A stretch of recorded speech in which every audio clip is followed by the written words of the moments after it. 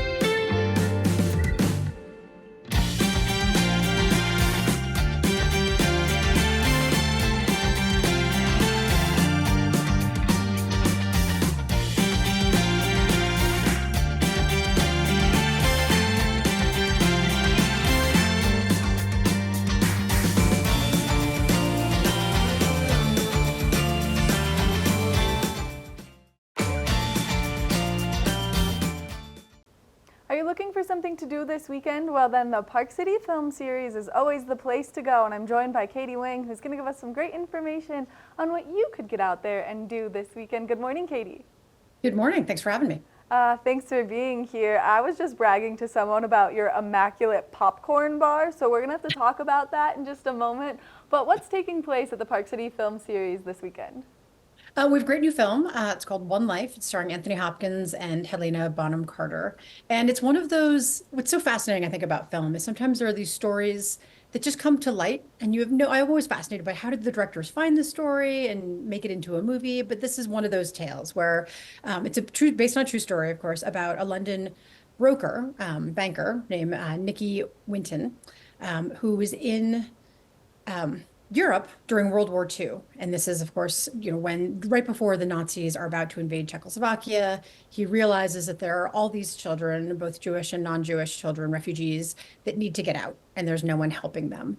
And so he undertakes this Herculean task of not only finding a home for these children, to go to in Britain where they're going to be evacuated to, but raising the money to do it, all of the logistical stuff that happens. I mean, it's seemingly insurmountable task. So he takes this on with some of his colleagues and his mother, who's in London, kind of coordinate everything from the other side. And he saves over almost 600 children, which is amazing. But he never really tells anyone about it. So after the Nazis invade and, of course, shuts down the whole operation, he just goes home and lives this kind of seemingly normal life. But then just as he's kind of in his retirement, it comes to light, this incredible heroic act that he's done. So it's just an amazing story of just how one person can truly make a difference. But just kind of the humbleness that he embodies is so amazing that he did it just because it was the right thing to do. So great story. Anthony Hopkins, of course, is always amazing, but that's One Life this weekend. I think that the films that you guys bring in are so unique because there's always such a powerful message within each and every one of them, and you guys do such a good job of making sure that you cover so many different bases with your movies as well. Absolutely. Well, thank you. We do try to, mix it up. We've had a couple of comedies recently, movies from international films. We just did one from North Macedonia last weekend. But, bringing something new and eclectic and different than what you would find in a commercial theater is, what we're looking for among many other things as we curate these films. But it's always a joy to bring some of these stories, great actors, great story, great execution, when it all kind of comes together in this beautiful package and can bring that to our community and they can, enjoy it, absorb it, have conversations, hopefully learn from them at the same time. Which I think is such a great way to get out there and experience something new, but then you guys always have such a community that comes and enjoys these films, so then there's always fantastic conversation happening as well. Yes, absolutely. And so we don't always curate kind of a formal conversation because that can sometimes people just want to relax and watch a film. But, I hope there's always a spark that is fired from the films that we show. And then you talk to your friends and neighbors, and everyone loves the raffle beforehand. So you can kind of, joke with the person next to you about why they keep winning the cookies and you never do. But it just kind of creates that community feel. And people keep telling us time and again that that's why they come back. They're always pleasantly surprised to see what a community atmosphere it is. It's not just this anonymous experience where you go to see a film and then you go home. It's, you are really immersing yourself, everything from the popcorn bar and talking to your neighbor about what they're putting on and why and what you're going to try, to winning something in the raffle, to, of course, the film, and just having those conversations. There's always just a bubble of conversation as the film lets out, which is great. All right, we've now teased this popcorn bar for those people who don't know quite a bit. So let's talk about why this is the best place in the entire community to get popcorn. So we are the best popcorn in town. I'm just going to put that out there, just hands down. We are definitively the winner because we use real butter.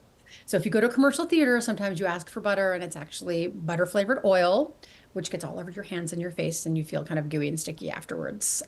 Delicious in part, but not, kind of doesn't make you feel good at the end.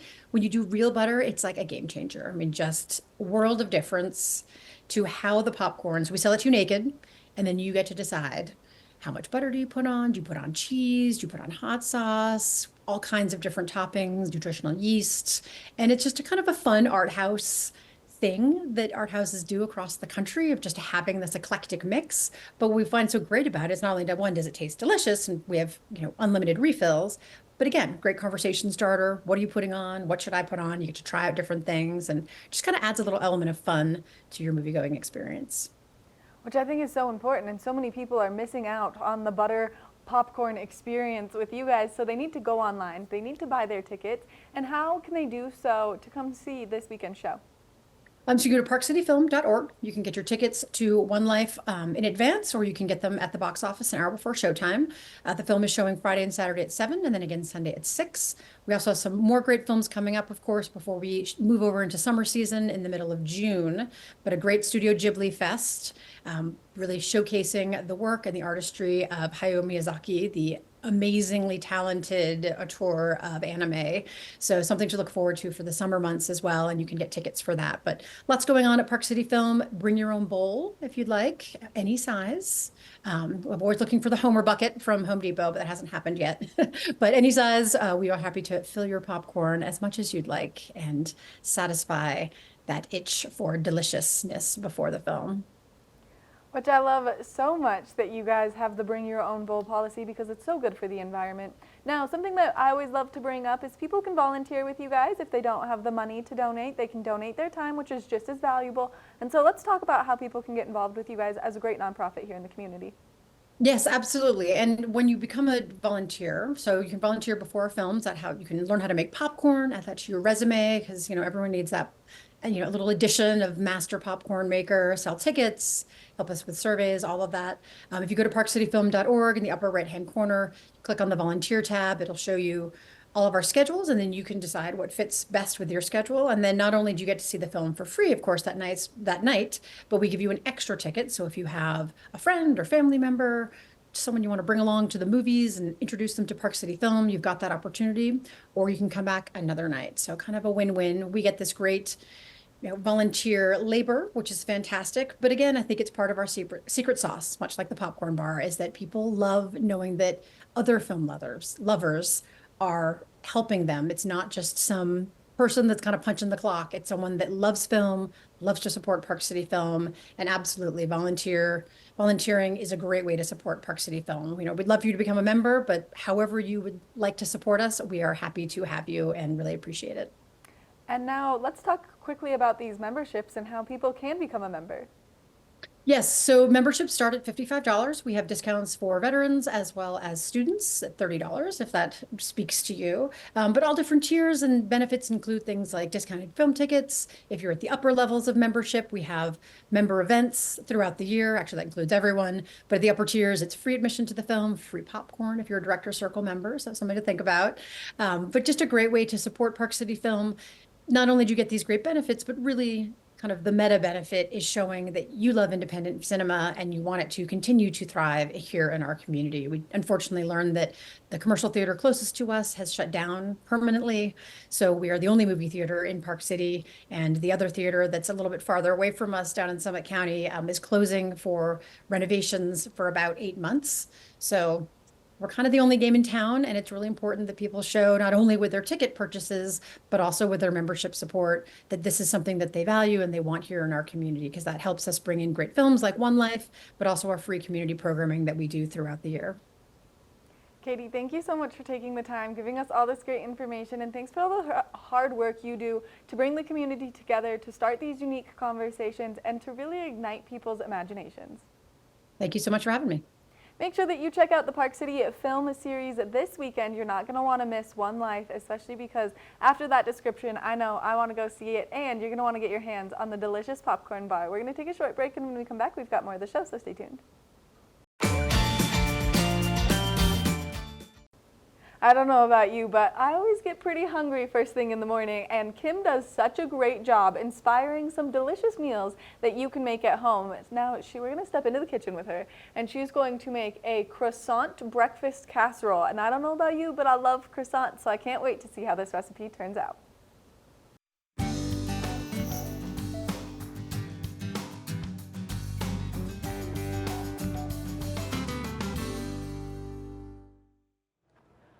Well, good morning and welcome back to the show. Now, Mother's Day is upon us, but it is also springtime brunch season, and you're probably entertaining friends at home or you're going to a party, and so you want to bring something delicious with you. So I'm going to show you how to assemble a very deconstructed version of a ham and cheese croissant casserole style. So it's quite delicious. This is one of my favorite ways to just throw everything together, and it's a great way to make things for a big party. So I'm going to go ahead and get started. We've got our croissants here, fresh baked in the store. I've got Swiss cheese, ham. I love to use the Boar's Head honey ham.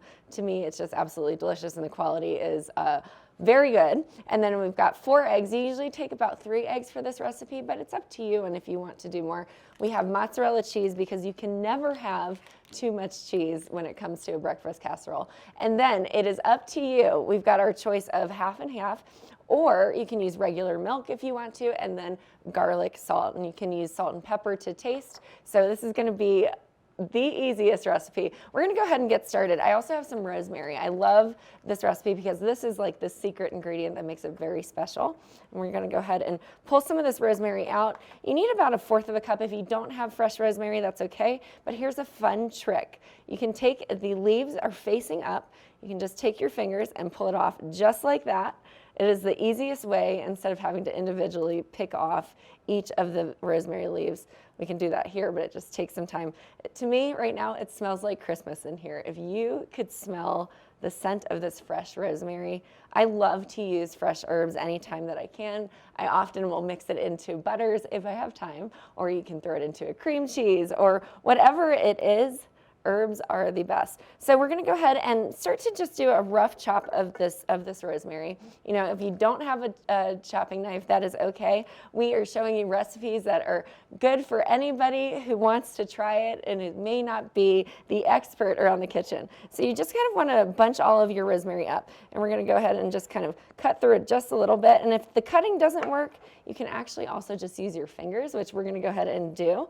I'm just going to rip this up and sprinkle it in here into our bowl, because what we're going to do is create, it's like a French toast. We're going to create a kind of a mixture to soak our croissants into. So I'm just ripping up this rosemary. You know, you want to make sure, if you look here, you can kind of see there's a little bit of like a bottom piece of it, a stem to it. So we're going to go ahead and make sure that we don't include that into our mix. So throwing that in here. Rosemary is looking good. It's smelling fresh. You know, we are in springtime, so you know what that means. Fresh herbs galore. If you go to your local farmer's market, your grocery store is probably going to be pretty stocked up with them as well. But I am just ripping up these fresh rosemary here. And you can also just dice it, and it'll be a little bit easier if you have a chopping knife. But if you don't, that's okay too.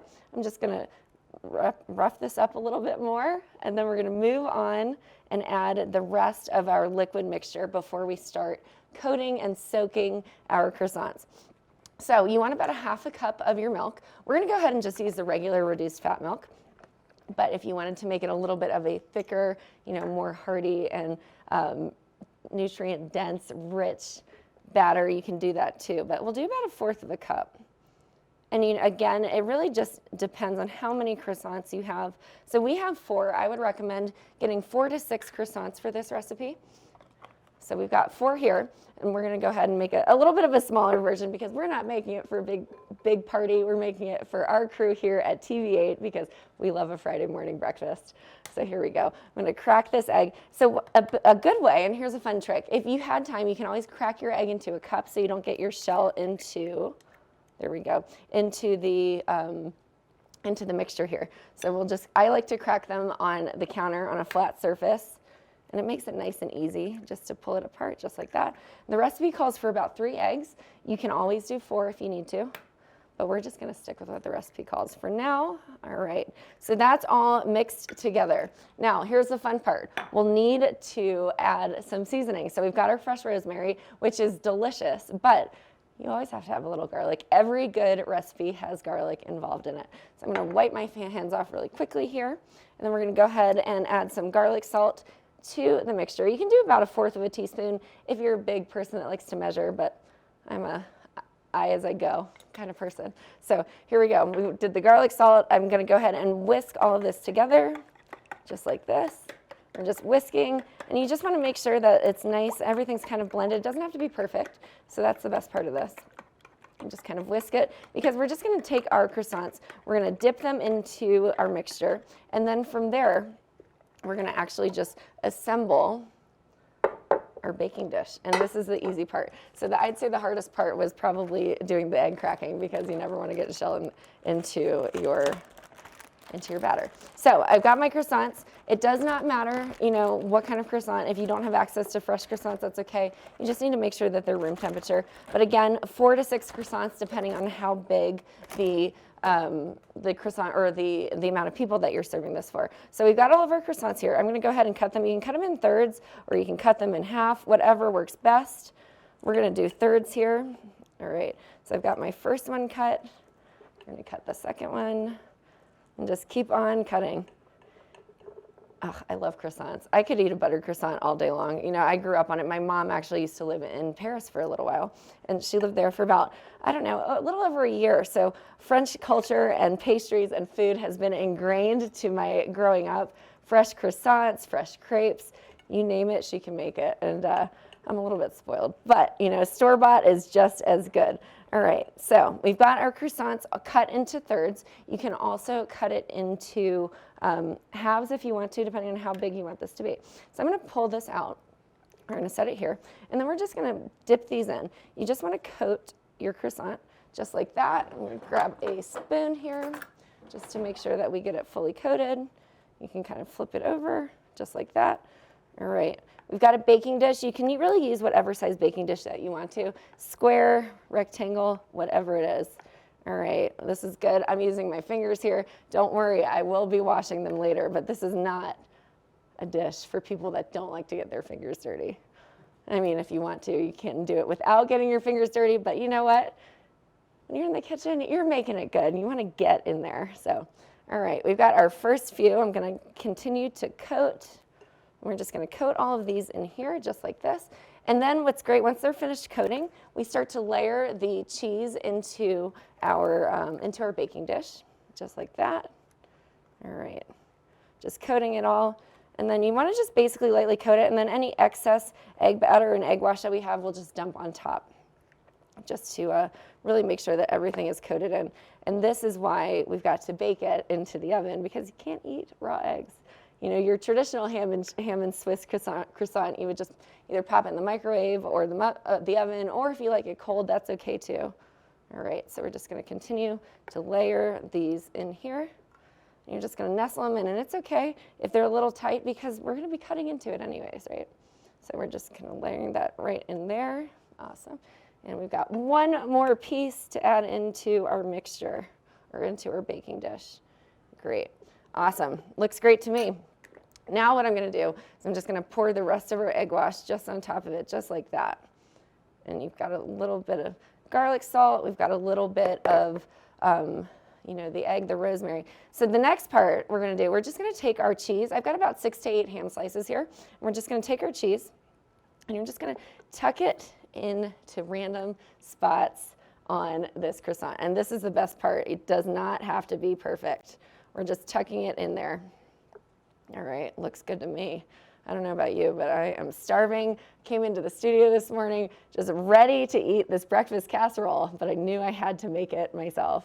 So I'm just going to continue to do this. Now I've got some extra mozzarella cheese. We may add some onto it at the top. We may not. It's really up to you. It always adds a lot of cheesy goodness. But as I continue to put this Swiss cheese in, we'll kind of assess how we feel about that. Now you're welcome to add extra cheese. You can always do a different kind other than a Swiss if you wanted to.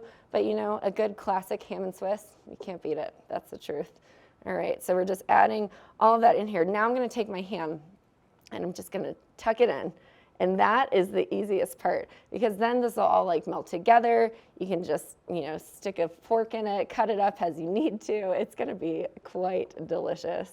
So we're just going to keep on sticking this ham, and it looks beautiful too with the green of the rosemary, and then you've got that vibrant pink of the ham. It's a really pretty dish. As you can see, it's looking good. I'm going to keep adding. We've got a few more slices here, so I'm just going to add them in very quickly. And then if we want to, we'll add a little bit more cheese on it. And then when you're done with this, you'll just pop it in the oven. Our oven is heated to 400 degrees. You put it in the oven for about 10 minutes. And then you basically just make sure that the cheese is melted, because those eggs will cook all the way through, and you'll have a delicious breakfast casserole to serve to your mother or your friends and family. And I would suggest treating your mom right this weekend, because she raised you. So anyways, this is going to be delicious. I cannot wait to try this out with the team here at TV8, but we're going to continue finishing assembling it, and then at the end of the show, we'll show you what it looks like. It smells incredible here in the kitchen. I've got to pull out this casserole dish to show you exactly what we have going on. Oh my gosh, that cheesy, melty goodness. It's looking incredible. It's smelling incredible. And this is my favorite part. Now, if you really want to wow your guests, check this out. We're going to take some honey. We're going to dribble it all across the top, because who doesn't love a little savory and a little sweet? I love using this fancy honey wand and using our Colorado local honey. So we're just going to drizzle it all the way across the top there. Just looking so incredible. You can do about 2 tablespoons of that honey as you continue. I'm going to add a little more, because who doesn't like to taste the local pollen, especially now because we are in the height of allergy season. And honey ham is the best. So, oh my gosh, you can see that cheese bubbling, looking wonderful. And then we're just going to add a little bit of thyme, because thyme and rosemary go together like peanut butter and jelly, in my opinion, when we were talking about spices. Now we're just doing a pinch of the dried thyme. You don't want to do fresh for this one. You just want to do a little pinch of that. But oh my gosh, I can't wait to serve this to my mom. Happy Mother's Day, Mom. Enjoy your weekend.